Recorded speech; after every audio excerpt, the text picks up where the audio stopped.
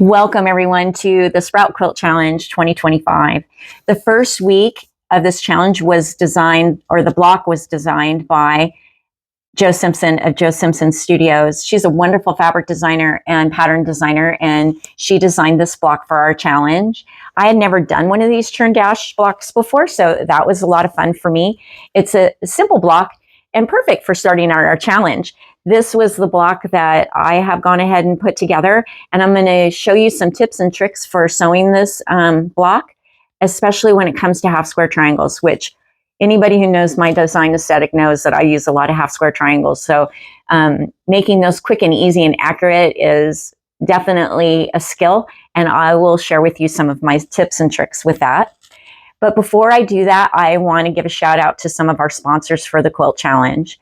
Wonderful Threads has been so generous to provide each one of the designers with thread for our project. And the thread that they sent us was the Athena. I've never used this thread before. It is a 60 weight matte Egyptian cotton thread, perfect for piecing. And I have used it a little bit now on this first block, and so far I'm really loving it. They were so generous. They sent us information on other threads that they had, and I wanted to share it with you because not only do they have machine threads, but they also have hand stitching threads, metallic threads, variegated threads. So they really have a vast offering for a quilter or somebody who's creative that uses thread. So check them out at wonderful.com. So there's that. And I think later on in our challenge, they are one of our weekly sponsors for our weekly prizes. This week, however, we have two generous sponsors. One is Swan Amity Studios. And I don't know if you've seen these quilting gloves yet. They're fairly new to the market, I believe. And I was fortunate enough to meet with Swan when I was at market. And she gifted me a pair of these wonderful quilt gloves. The nice thing about these is they help support that tendon, that valuable tendon around our thumb to give us the proper support that we need on the bottom sides of our hands to help with fatigue. And then also these black dots on the fingertips, we can still use our phone, answer our phone, check our social media because they work on touch screens. So that's nice. And there's some padding here. I haven't been doing that much sewing lately, so I haven't got a chance to really try them out as far as doing free motion quilting, but I can definitely see that these will be much better gloves than using those garden gloves that I've been using. So I'm excited about that. And one of our participants this week will be entered into a drawing for a pair of gloves from Swan Amity Studios. So check them out. They're on all the social, Instagram, Facebook, and they have a website. And you can order these online, and they have a detailed way of measuring your hand so that you get the right size. So they've got all the bases covered for you there. So check that out. Also, Hobbs Batting. They're always so generous with challenges that I've participated in, and a wonderful sponsor. I don't know if you work with Hobbs Batting in your quilting practice, but they offer so many different types of batting that you wouldn't otherwise know about maybe. They have their heirloom, their Tuscany collection. I love the Tuscany wool. Gives a really nice puff to a quilt after you quilted it. If you go on their website, they have wonderful information on there on what battings you should choose for your projects. So definitely give them a check them out. And again, thank you to Hobbs Batting, Amity Studios, and Wonderful Threads for being a sponsor of our quilt challenge this week. So let's get started on the sewing.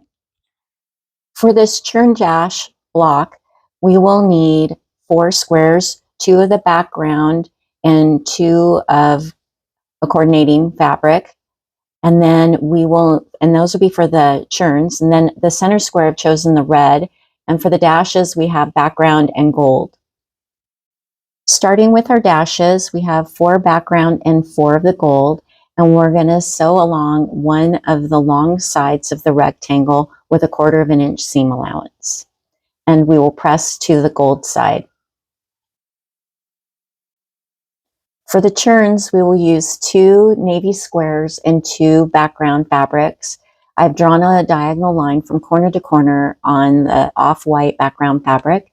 We will sew 1/4 of an inch from the drawn line on both sides, and then cut along the drawn line when we're finished for 4 half square triangles. Now that we have our half square triangles all constructed, it's time to trim them down. I like to use the secondary mat on my cutting mat so that I'm not doing repeated cuts on my good mat.